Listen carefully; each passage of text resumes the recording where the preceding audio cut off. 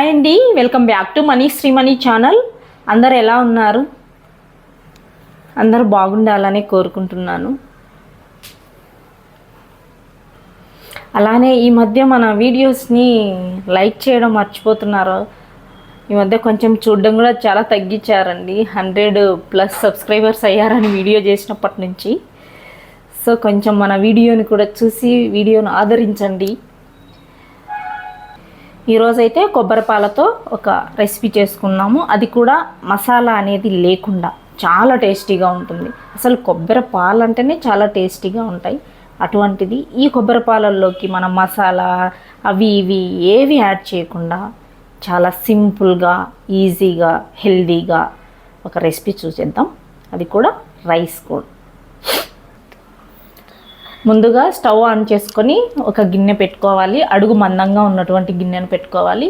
అందులో కాస్త ఆయిల్ వేసుకోవాలి. ఆయిల్ బాగా వేడెక్కిన తర్వాత కొద్దిగా నెయ్యి యాడ్ చేసుకోవాలి.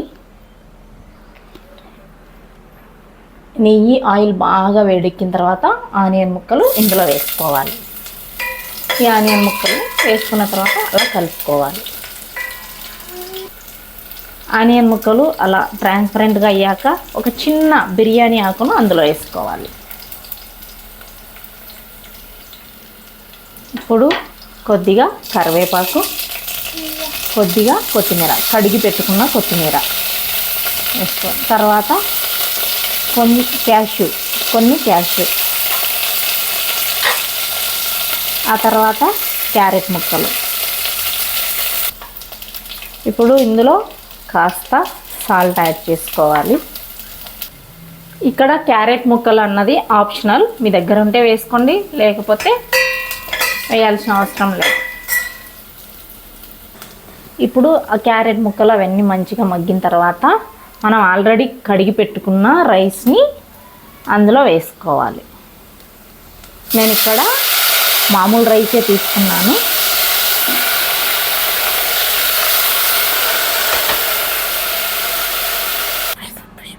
ఇలా రైస్ వేసుకున్న తర్వాత ఈ రైస్ని ఒకసారి ఇలా మంచిగా కలుపుకోవాలి. కనిపిస్తుందా? ఇప్పుడు అందులో మనం కాస్త సరిపడా సాల్ట్ యాడ్ చేసుకోవాలి. చేసుకున్న తర్వాత ఒకసారి ఇలా కలుపుకోవాలి. స్టాప్ చేయరా. ఇలా కలుపుకున్న తర్వాత మనం పచ్చిమిర్చిని ఇలా నిలువుగా కట్ చేసి పెట్టుకున్నాం కదా, పచ్చిమిర్చిని కూడా ఇప్పుడు యాడ్ చేసుకోవాలి. యాడ్ చేసుకొని ఇలా కలుపుకోవాలి. ఇప్పుడు మనం కొబ్బరి పాలని ఇందులో పోసుకోవాలి. ఇక్కడ 1 గ్లాస్ రైస్కి 2 గ్లాసుల కొబ్బరి పాలు. 2 గ్లాసులు కాకుండా 3 గ్లాసులైనా పోసుకోవచ్చు, ఏం కాదు. మీరు రైస్ను నానబెట్టుకున్న దాన్ని బట్టి మనం కొబ్బరి పాలు పోసుకోవాలి.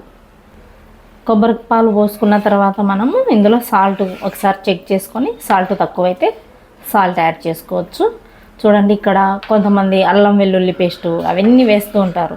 అవన్నీ వేయడం వల్ల మన ఈ కొబ్బరి పాలు ఉన్నాయి కదా, వీటి ఫ్లేవర్ని అవి డామినేట్ చేస్తాయి. సో డిఫరెన్స్ తెలియదు మనకి. సో ఏం వేసుకోకుండా ఇలా ఒట్టి కొబ్బరి పాలతో మనం పులావ్ లాగా ప్రిపేర్ చేసుకుంటే చాలా టేస్టీగా ఉంటుంది.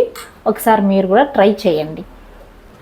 ఇక్కడ నేనైతే 1 గ్లాస్కి 2 గ్లాసుల కొబ్బరి పాలు పోసుకున్నా. లేదు 2.5 గ్లాసు కూడా మనం యాడ్ చేసుకోవచ్చు. మనం ఒక కొబ్బరికాయ కొట్టామనుకోండి, మన ఫ్యామిలీలో 4 మెంబర్స్కి రైస్ అవుతుంది. ఒక కొబ్బరికాయకి ఖచ్చితంగా 4 గ్లాసులు కొబ్బరి పాలు వస్తాయి. ఆ కొబ్బరి పాల వీడియో మన ప్రీవియస్ వీడియోస్లో ఉంది, ఒకసారి వెళ్ళి చూడండి కావాలన్న వాళ్ళు. చాలామందికి తెలిసే ఉంటుంది కొబ్బరి పాలు ఏ విధంగా తయారు చేయాలి అన్నది, కానీ తెలియని వాళ్ళ కోసం నేను చెప్తున్నాను. సో ఆ లింక్ కూడా నేను కావాలంటే డిస్క్రిప్షన్లో ఇస్తాను, ఒకసారి చెక్ చేయండి. ఇప్పుడు దీనిపైన ఇలా మూత పెట్టేసుకొని బాగా ఉడికించుకోవాలి. ఫ్లేమ్ వచ్చేసి మీడియంలో ఉంచుకోవాలి. ఇప్పుడు మన రైస్ అయిందో లేదో ఒకసారి చెక్ చేసుకుందాం. చూడండి, రైస్ బాగా ఉడికింది. అదే మనం కుక్కర్లో పెట్టేసుకుంటే ఇది ఇలా కనిపిస్తుంది, బట్ మనకు చల్లారిన తర్వాత మంచిగా పొడి పొడిగా వస్తుంది. టేస్ట్ అయితే చాలా బాగుంటుంది. మనం కుక్కర్లో వేసుకునే పాటైతే 2 విజిల్స్ పెట్టేసుకుంటే సరిపోతుంది. ఇప్పుడు మనం స్టవ్ ఆఫ్ చేసుకొని మూత పెట్టుకుందాం.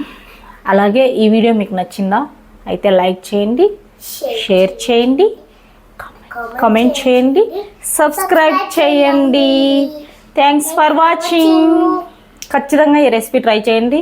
అసలు మసాలా అనేదే వాడకుండా మనం చేసాము.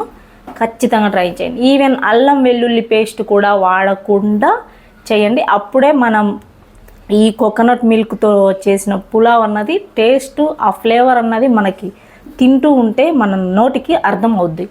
అదే మసాలాలు ఇవన్నీ యాడ్ చేసుకుంటే మన కామన్గా వెజిటబుల్ పులావ్ ఎలా ఉంటుంది అలా ఉంటుంది. సో అలా కాకుండా ఇలా ట్రై చేయండి, చాలా బాగుంటుంది. కుక్కర్లో అయితే జస్ట్ 5 మినిట్స్లో అయిపోద్ది. దీంట్లో ఇంకో 5 మినిట్స్ యాడ్ చేసుకోవాలి అంతే. Thanks for watching.